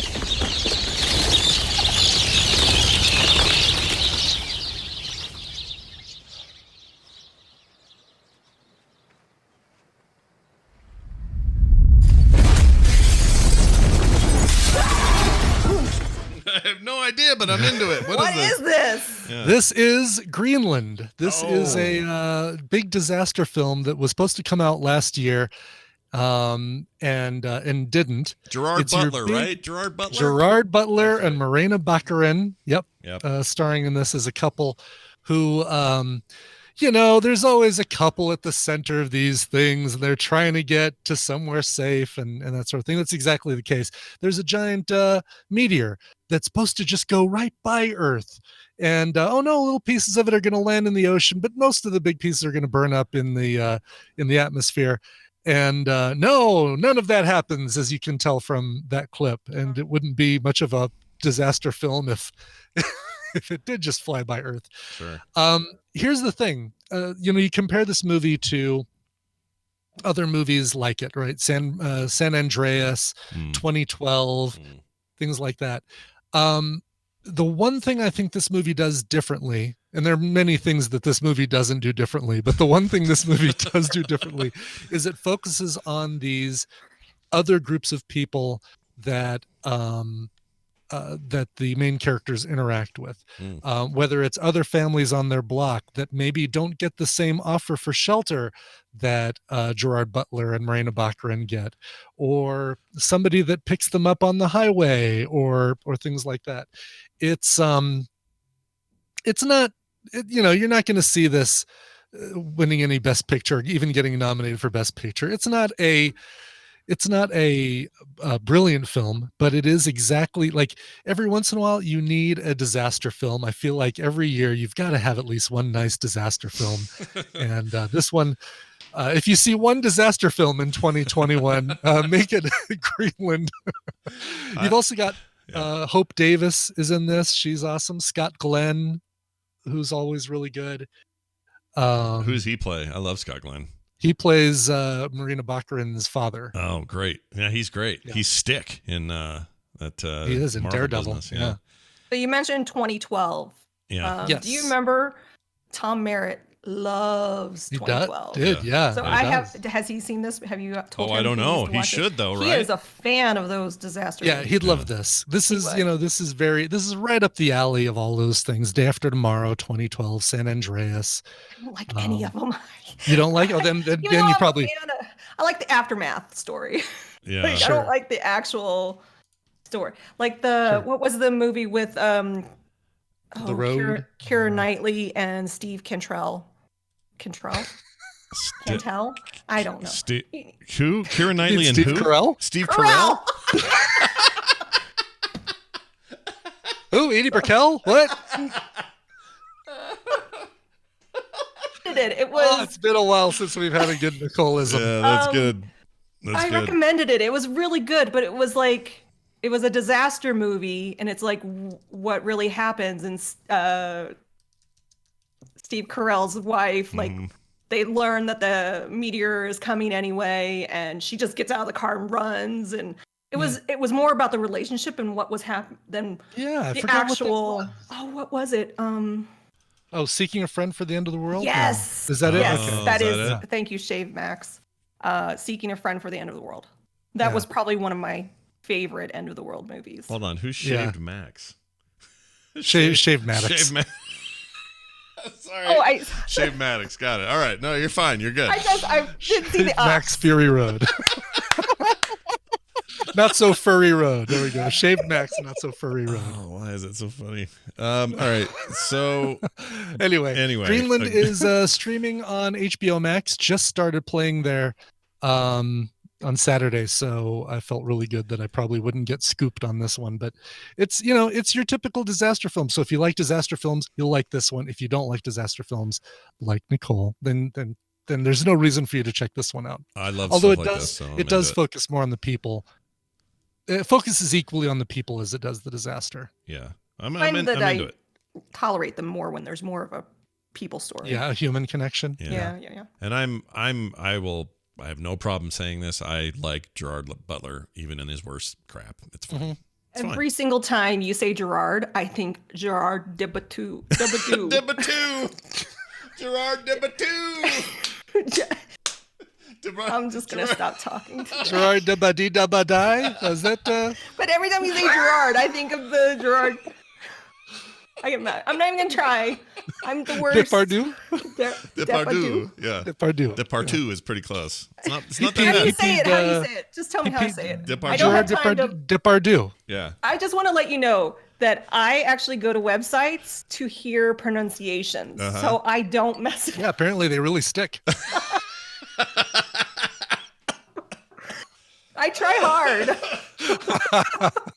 Nicole, I don't ever want you to get better at pronouncing celebrity names. I would next time there's like the Emmys or the Oscars, we're all gonna like put together a GoFundMe to send you with a microphone to the red carpet, so you can say. Would be so embarrassed. Olivia Colberg, come here, Olivia Colberg. Yeah, Olivia Colberg. I'm crying. I'm laughing so hard. Here's how you do his name, by the way. I have it right here. Hold on. What was this play? Gérard Depardieu. There it goes. Well, there you go. Gérard Depardieu. Jeez. Depardieu. Yeah. Depardieu. There you go. Depardieu. That's the guy. He peed on somebody, Depardieu. or no, he Okay. peed all over the plane, wasn't it? He got up and peed. Yeah, he did. He they wouldn't let him go to the bathroom, so he got up and peed down the aisle. Yeah. Oh, God. He was super drunk. That's gross. He That's is gross. He is gross. Yeah. He was happy to show his butt in that Man in the Iron Three Mask. Musketeers. Or, Oh, yeah, yeah, whatever Man in it the was. Iron Mask, yeah. Yeah, Right. yeah. Man in the naked butt. All right. That's right. Hey, All right, Brian, so that number was our 2. first one, Greenland, HBO Max. Go watch Okay. it. Okay. HBO. All right. My next one is a mini series, 6 episodes, and you see when you see the title of it, you think it's going to be something else that you probably don't want to watch, and I'm glad we watched it. So there you go. That's all. That's the only hint I'll give you. All right. Here's your clip. I still can't get over the fact that France fell apart in only 6 weeks. Germans know how to make war. You read the Star Ledger today? About Wheeler and the Republicans recruiting Lindbergh to run? Yeah. He's tapped into something. Maybe not around here, but I'm in the Goyim. Did you read the Roper poll? 39% say Jews are like other people. 53% say we're different and should be, quote, restricted, unquote. That much? 10% say we should be deported. And that, my friend, is a lot of kindling. Lindbergh, if he runs, could be the spark. I don't know what this is. This is what you asked if we had seen. It's exactly right. Yeah, I asked you guys Is it in, like in chat. Destroying America? It's called The Plot Against America. And when you're on HBO and you see a title card for something called The Plot Against America in 2020, you think it's going to be a documentary. Yeah. And that's kind of why we were like, yeah, that feels heavy. I don't want to watch it. Yeah, just not in the mood for that sort of thing. I felt the same way. This is so funny you're saying this because I thought that's what this was. Yeah, because I bet a lot of people did. It's a great show with a very unfortunate name. This is a 2020 miniseries based on a novel by Philip Roth that came out in 2004. But it's funny how many parallels you could draw to the election of 2020. This is an alternate history story, kind of like Man in the High Castle and For All Mankind.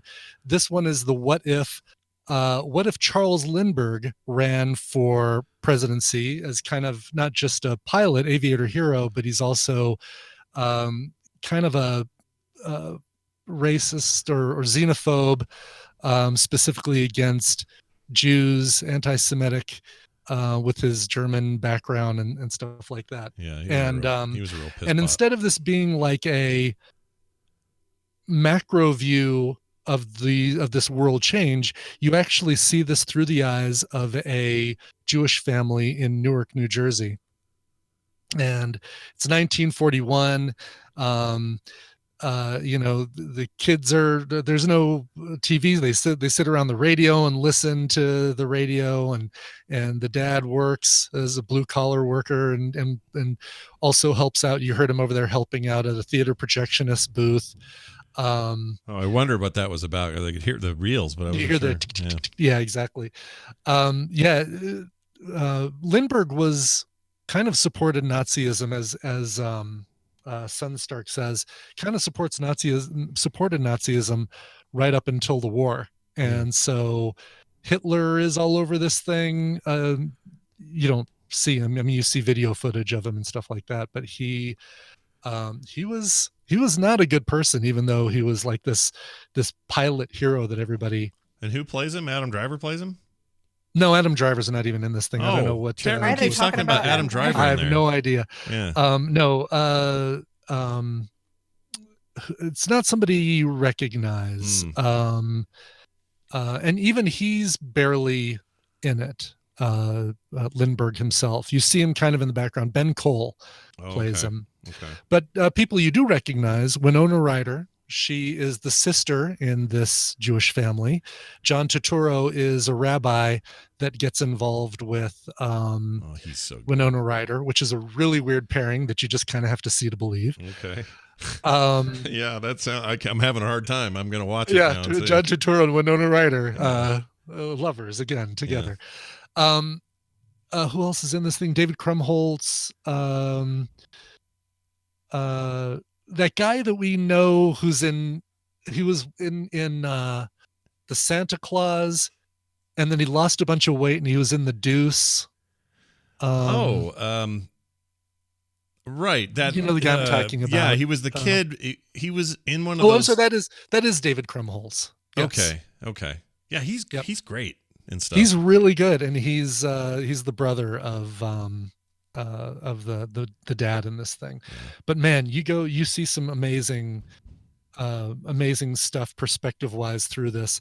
The anti-Semitism that still was an issue in the 30s and 40s, and not just fictionalized here. And the last episode is some of the best stuff I've seen on television so far this year. Whoa. Even though this came out last year. High praise. Yeah. High praise. It's 6 episodes. They're about an hour long each. You can get through this in a couple nights. And God, it's so good. Really, really cleverly written. Yeah, everything but the title. Max. Everything but the title. Everything but the title. Yeah, I don't know what I would have renamed it, but not The Plot Against America. Yeah. Almost anything else would have. It's just an immediate, even for those who. It doesn't matter who you are. You see that title, and you just go, "I've had enough. I don't want any." Right. Exactly. Especially, like I said, especially in 2020, you're thinking, "Oh no, this is not something. This is not what I want to watch." Yeah, I don't want to. Walter Winchell plays a big part, and he's the news broadcaster, kind of the liberal side of things, and at one point even runs against Lindbergh for the presidency. And is this the same plot. Lindbergh, the Lindbergh baby, that whole thing? That's the same Lindbergh? Same Lindbergh. Yeah. Do they do any of that with this? Like their kid? Oh, interesting. So part of the alternate history is no baby got taken or whatever. I don't know. I don't know if that took the Lindbergh kidnapping took place before or after any of this. Okay. Rhett Luss says, I feel like Coverville has said best of 12 times this year. Yeah, that's why I prefaced this with some of the best television I've seen this year. Some of is different than the. Yeah. And guess what? I wouldn't say any of best of anything about Greenland. It's just a good time. Straight up disaster film. It's a good time. But no, this one's The Plot Against America, HBO miniseries, and I think I found it excellent. Nice. It seems like my jam. I'll check it out. Okay, here's my clip. This is for a TV show that is also on HBO Max. It's an HBO Max original, specifically Max original, and is fairly new. I hadn't heard of it, and I still don't know why there's not a lot of talk about it, but it has a bunch of really famous people in it, and I was surprised how good it is. We're not even done with it yet, and I'm already going to recommend it. Here it is. I wanted to make sure you knew about this right away so that community's safe in case the pervert's still on the loose. Well, next time you just call the station. Do you have the main number? I don't remember. But I trust you when I don't know who the station will send over. I understand, but I'm a detective sergeant, which means I investigate the burglaries and the overdoses and all the really bad crap that goes on around here. Sounds awful. Maybe you should look into a different line of work. Any guesses? Is that the new Kate Winslet thing? It is indeed. The show is called Mare of Easttown. And it's not Maror. It's a kind of a play on words. Her name is Mare, Mare, and they call her Mare of Easttown. Anyway, it's this really small Pennsylvania town, not that small, but small enough in some ways, and then big in other weird ways. But she's a cop there. She's a detective, and it's so good. Gosh dang it, it's good. The acting is beyond belief. I didn't even know she was doing this, and as far as I know, she doesn't do a lot of serialized sort of television, episodic television. This may be the first one, I don't know. And she's always good, but their accents are perfect. Jean Smart's in this. Julianne Nicholson's in this. She was in The Outsider, which I loved. Oh yeah. This has that vibe, by the way, although there's no supernatural element to it like that Stephen King novel. This is that, but it's that kind of like kind of True Detective meets The Killing. I don't know what else to compare it to. It's just kind of it's a more somber take on a detective sort of story. What I like about it is her character, who is Mare Sheehan is her name. She's her life's a mess, but she's just awesome. She just like barrels through anyway, gets the shit done that has to get done. It's got to solve this murder no matter what it takes. And, everything else be damned. Guy Pearce is in this for some reason. He's fine in it, but he's not in it very long. But it's kind of a weird I was going to say, what is he doing lately? He's just sort of hanging around. A bunch of people you've seen in other stuff, like David Denman's in this, plays her ex-husband. He's quite good. I don't know who the girl plays her daughter, but she's excellent. Jean Smart's always good. Yeah. Plays her mother, lives with her. She's a designing woman, I hear. She is a very designing woman. She's also, I swear she's in everything I love. She was in that second season of Fargo. She was in Legion and excellent in Legion. Yeah. And that thing Nicole loved, that I loved, the Watchmen TV series. The HBO right. did. Yeah. She was great in that. So, yeah. So this is one that we have on our list, but we're waiting until all the episodes are out, which looks like it'll be at the end of May. May 30th is when the last episode goes up. But a couple episodes left, I think. We're excited about this one. I'm glad You to hear should it. start watching it, watch one a week or something like that.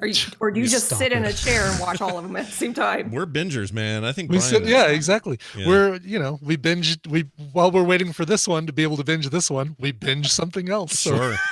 I think you're gonna love it. It's just, it's got all the stuff you expect out of a really quality, well-made drama, but she's unbelievably good in this. She's so good in it. Oh, and I've always liked her. Like, she's great in everything, even when she's being painted by one of your French girls or whatever in Titanic. Like, all that stuff's fine, but she's just there's a certain, kind of raw quality to this performance. She's just, I don't know. I really admire her. You ever see her in The Dressmaker? No. I recommended it a long, long time ago. No, well, that's good. That's the thing I should see. It's a great. I loved it. You can find it on Amazon Prime. She plays Here it is. Yeah. Someone that comes from nothing and becomes a dressmaker and comes back to her small town, and it was a cool story. A small rural town in Australia. I kind of remember you mentioning this. It had one of the it's got a lot of Australians in it, but it had the young good looking Hemsworth in there, Liam Hemsworth. Yeah. She's feisty in it. Yeah. I like one of the good Hemsworths. Ooh, Hugo Weaving plays a sergeant of some sort. That's cool. I like him too. All right. Well, anyway, available very now. Cool. HBO Max, like Brian said, it's got a couple of weeks left before it's all caught up, but it's really, really great. I'll bet we hear about right around Emmy time. We'll hear about her because she's killing it. This feels like it's made for that sort of thing. Yeah. Cool. Yeah, it's very good. They made a joke about it, or did a parody of this on SNL this last weekend. Oh, they did? Elon Musk one. Yeah, it was one of their... I was wondering what that was. The Pennsylvania... Yep, exactly. The weird accent. Oh, the accent thing. Yeah, with what's her... Kate McKinnon doing a weird... Yes. Yeah. Water. Now I get it's what over that by was. The water murder. Because I saw that clip before. Murder. I saw that clip before I'd seen much of this, and it wasn't making sense to me at all. But now I get it. That's what they're playing on. Wow, that's a deep cut. Did you like the SNL with Elon Musk? I thought he did fine. He did fine. I don't know. Yeah, exactly. I liked the Chad bit, the Wario bit. And Dirt or Murder, I thought was really funny. Was he in that one? Was he in it? Yeah. Okay. I think he was. Was he in the Dirt or Murder? I thought he was. I don't remember. I only saw a piece of it. It was fine. Anyway, it's great. See it. HBO Max, which is apparently very popular today. Okay. Nicole, over to you. What do you got? So before I give you my recommendal, I'm going to say that I started to watch Jupiter's Legacy on Netflix, which is a show with really bad beards. I don't know what is going on with that show and the beards. Yeah. But I started watching it. And I was like, I don't want to watch this. I'd rather finish Invincible. So that's what I did. I finally finished Invincible and I absolutely loved it. Maybe I feel like if I go to Jupiter's Legacy now, I'm going to just be comparing it to Invincible. It's kind of like, you don't want, you got to put space between these alternate I feel like I need stories. to put some space between it. I get you. For sure. But so I really loved Invincible. So so good. Keep recommending that. But I did watch a documentary. Yeah, it is. Ooh. So I watched a documentary. It's a very short documentary. I think it's maybe an hour long. but you can find it on Tubi and you can find it on Amazon Prime. I'm going to give you the clip now. All right. It's just the trailer. I am not looking. I'm going to click it, and it's going to open. Here it comes.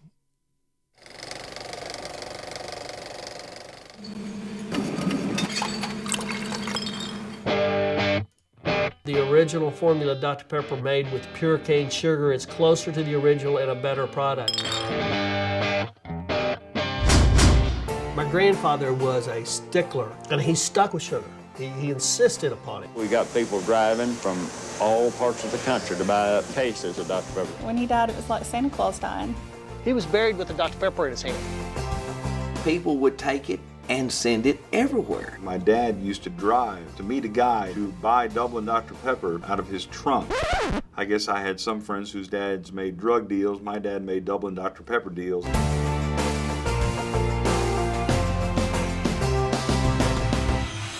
Dublin Dr. Pepper is now a collector's item after. So this looks like a Dr. Pepper trailer. Right? Yeah. All right. So this It's a commercial for Dr. Pepper. So I do not like Dr. Pepper. I think it tastes like medicine. But Mark man. loves Dr. Pepper. Me I too. It's can't my stand jam. Dr. Pepper. It's my soda of choice if I can ever get it. Really? Same here. Yeah. Every single time I get, like, when Mark and I order something and he gets a Dr. Pepper and I'll get something else. Sometimes I get his Dr. Pepper and I'm like, blah. So, but I found it interesting because over the years, because Mark has been vocal about his love of Dr. Pepper, we've actually been sent Dublin Dr. Pepper. And it's called Dublin Dr. Pepper because they were the only bottling manufacturer that kept with the sugar cane, like actually using sugar versus high fructose corn syrup. So there is a whole like controversy around Dublin Dr. Pepper. Because it's like Mexican Coca-Cola, right? Where you get the original flavor in bottles as opposed to the high fructose corn syrup you get here in America. Mm-hmm. So what ended up happening with Dublin Dr. Pepper in 2012, Dr. Pepper Corporate sued them. And Dublin Dr. Pepper had used this formula for like 120 years. In fact, the corporation actually called it on their website Dublin Dr. Pepper. It was a draw. It was, but they go through the whole thing of where their distribution should have stayed, but because of the internet, because of mail orders, they, a lot of people in Dallas, a lot of the restaurants wanted Dublin Dr. I mean, it was just a huge draw. Yeah. So Dr. Pepper handled the whole thing really poorly. And this kind of documentary kind of gives you an insight into the history. Both, I mean, they have representatives from corporate Dr. Pepper. It's corporate Dr. Pepper and Snapple. And it's funny because there's one slimy guy who comes on and he's like, look, we're talking about Dr. Pepper. I don't care if it's bad or good. We're talking about it. And their sales are not going to be affected whatsoever. In the meanwhile, you're getting a kind of a view of a very small town slowly dying. And it's really sad to see. Yeah. So, and that it kind of talks about all of that. And I found it pretty, even though I hate Dr. Pepper, I found it interesting from a small town perspective, and that's kind of where a lot of them look at it. Because even to this day, people are still really upset about what corporate did to this small town. And there's some weird things that happen at the end where they have this big festival and corporate tries to come in and the company the bottling company that they basically put out of business, they're trying to restart, and they actually started their own soda line. And at this thing, they were like, if you bring us one of the corporate Dr. Pepper, because they're trying to replicate it's in a green can. You can actually find it in the store. Yeah. If you give us one of those cans, we'll give you one of our sodas for free. Oh, weird. And it pissed corporate off good. Yeah, I'll bet it did. So you get to see this whole thing happen when they were doing all this. So it's free. You can watch it on Tubi. So you can just download Tubi and watch this. Or if you have Amazon Prime, you can watch it. It's a really short documentary. Yeah, it looks like I found it pretty interesting. Maybe 45 minutes or something. Real Yeah, easy. yeah. Easy episode Maybe. to watch. Yeah. All right, I'm Totally. into that sort of stuff. I'll watch that. It's interesting to see the history of Dr. Pepper. See, just you talking about it makes me want one. I just want one. Sorry, There's I don't- something to that. Yeah. Yeah. All right. Well, excellent. All around recommendals today, everybody. choices. Yeah. Put them on your list. If you forgot what they are already, don't worry. Worry not. Nicole Spag on Twitter has you covered by posting these things right after the show. We'll put it up on as a retweet as well. So follow that and get it. Nicole, anything else you'd like to say? No. No? I'm sorry. Gerard Depardieu, do it. We will see you and look forward to next Wednesday. Goodbye now. All right. Depardieu. That was amazing. All right. Hey, we're done with the show here, and a couple of quick things we got to do before we leave. One is a bonus mashup, which we're going to get to in a second. Now, some of you may think that because we have an entire bonus mashup dedicated to one Claire Gack in the chat room, that we're playing favorites. Well, you'd be right, because she has a wacky accent and she gets drunk a lot. So, yeah, we do seem to favor weirdness like that. There's an entire mashup made by Team S Mashups that's got her name all over it, so we're going to play it. Here it is. 'Twas the Dale before Christmas and all through the house. Not a monkey was stirring. I couldn't find me blouse. I don't know how that goes.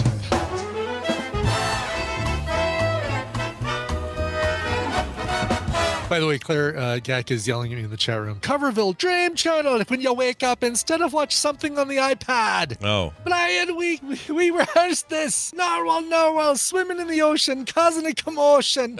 For sake, Brian, we rehearsed this. What's wrong with me, Grumpy Turtle? Why didn't you use it? What's wrong with it? Paste it. Paste it in there. Put it in. Stick it up there. Don't leave till you've finished it. Hey. You'll come in here and watch Attack of the Clones with me, or else we're done. Lisa got something in my eye. Hold on. This is the one where he doesn't like sand. It's gritty in his fingers. It gets in everywhere. I've got the high ground, Anakin. Could you help me? I'm playing a game, Animal Crossing, on my Switch, and I'm trying to click on things. It's really hard to use the joysticks. Do you have any suggestions? Yeah, you need to undock your Switch. That'll be enough of that, Missy. You're coming down to the station with us. Claire Gack says, hey kids, if you have a lady friend and you want to make her happy, use a peach for practice. What? Good night, everybody. What? Really? Who said that? Claire Gack. Claire. There's not a big open bottle of gin near you right now. I've tried that, but I bruised the peach by squeezing it so hard. I don't know what I'm doing wrong. If I fake an Irish accent and pretend to be Claire Gack, can I win either way? Oh, yeah, really? Weird. Before we even make any decisions on it. Oh, that's amazing. You did it. You nailed it. Wow. Yeah. That's an Irish person giving birth, it sounds like, I think. Is that you carrying your gold away? Is that? Yeah, that's what the Irish do. They carry their gold away. Claire, I think you keep setting the gin bottle on your shift key when you type. You need to make sure the gin bottle is not resting on the shift key. Yeah. Take it off your shift. Undock your gin. Claire, funny. You've got to stop drinking. I don't know if our relationship's going to work out if you keep drinking yourself under the table every night. The neighbors are complaining about the noise you're carrying on about. Hey, shut up or I won't let you see me boobs. They're banging on the walls with their shillelaghs to try and get you to shut up.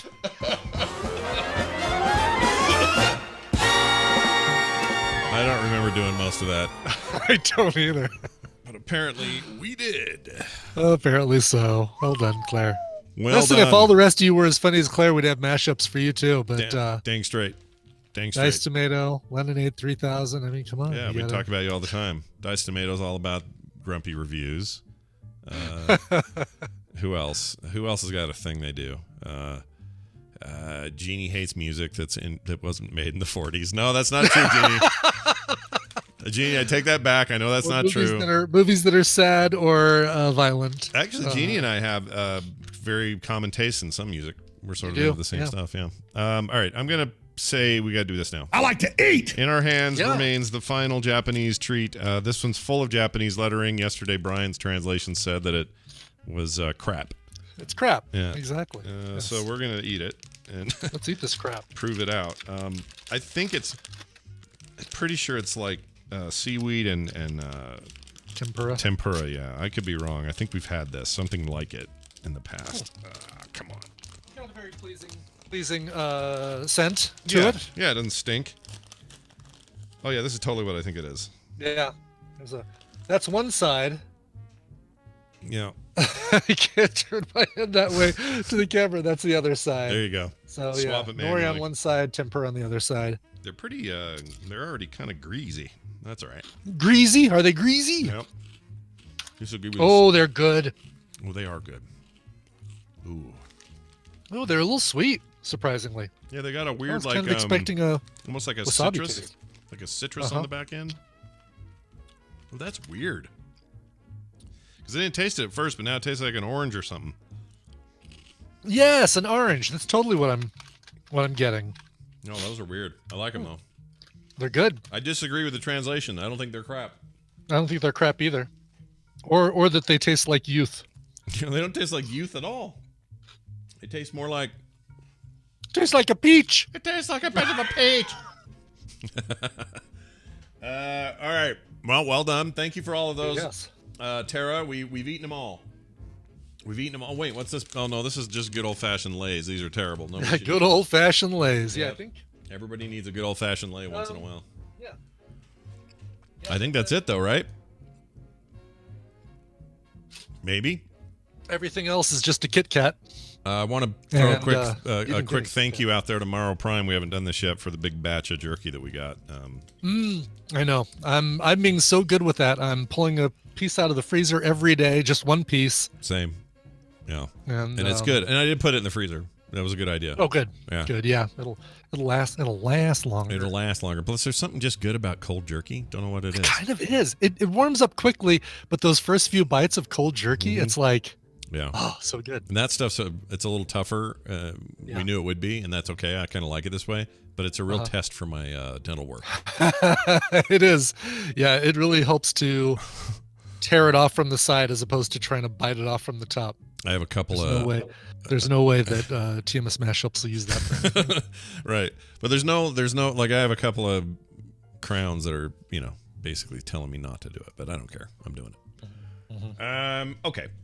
Cool. I think we're done there. Chat room's asking about my RE8 or my Resident Evil Village stream. Yes, we have a time set. So John and I are going to be streaming that live. Screaming it live, more like it. That'll be on Mondays at, I believe, 4 p.m. is what we said. Yes, we decided on 4 p.m. on Mondays for the foreseeable however many weeks it takes me to get to it. So I think the game's maybe 10 hours, so it's probably only going to take us a few weeks. But anyway, we're going to do it, and it's starting this Monday, so tune in at 4 p.m. here at frogpants.tv to hear me play Resident Evil 8. Okay. Cool. I think that's it.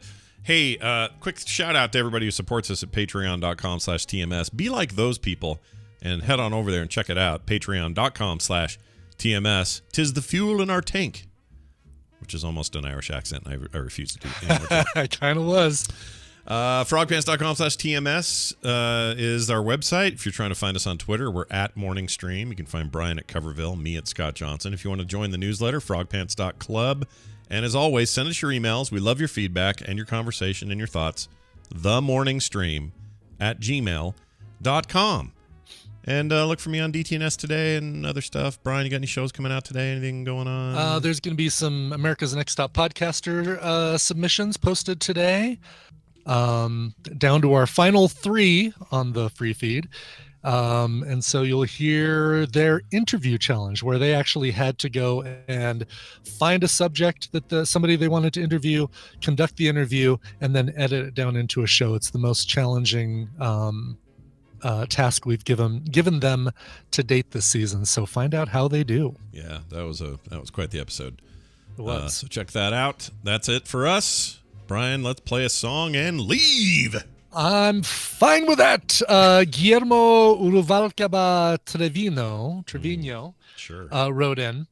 And I know English isn't his first language, and so I'm very impressed by his email, although it is very bereft of punctuation. Hi, my favorite gringos, El Pelon y El Guero.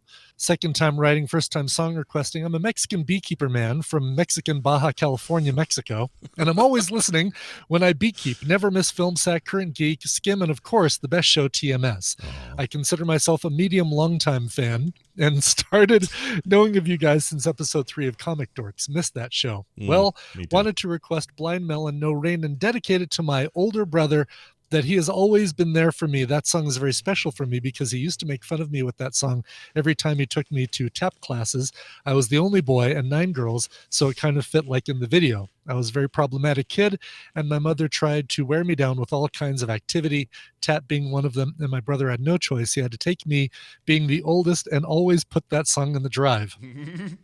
Well, and as you can see, or as imagined from my nickname, I didn't end up being a great tapper. However, I ended up wanting to be a beekeeper and have been for 12 years. And as you can imagine, we're halfway done. We're halfway done here. I did not end it as a great, my brother has been there for me also. He even left his solid work to be a crazy beekeeper with me when I asked for his help. I always share your program with my bro. Every time we go moving bees at night, we drive 8 hours, and you guys are a podcast we like listening to. So, returning to my request, that song is stuck in my head. It's funny that in somehow my brother making fun of me with that song would be my calling in life. I love beekeeping, and having my brother with me has made it easy in the lows and highs of our company. Nice. Well, hope my writing doesn't get Scott too mad or frustrated because of my English being very rusty. Hopefully, as soon as the border reopens for tourism, I'll be able to send you guys our honey mustard we make. It has been one of my wishes for you guys to try it on the show. That sounds so good. Well, one more thing. I can hear a classic sandwich de pescado and bees, millions of bees. Thanks for your work. Frog Pants family makes my day. This song is for you, brother El Gordo. Is this the one? The tender crisp bacon cheddar ranch. Is that the one? No, sandwich de pescado would be a fish sandwich. Oh, fish sandwich. Hey, it's too hard to get a fish sandwich. There you go. Enjoy. Very good. Yeah. He also want to hear bees. Oh, bees, millions of bees. Shit. Hold on. Bees. I got them. I got all the bees. Here you go. Bees, millions of bees. There you go. Perfect. All right. Very good. Loved your email, Guillermo, and not a single period in that whole thing I just read, or comma or exclamation. You did really well, by the way. You really read that well. That was good. Thanks. I figured out where the spaces or the ends were. Nice. All right. No Rain, that song that Blind Melon did about keeping your cheeks dry, and the ones on your face anyway.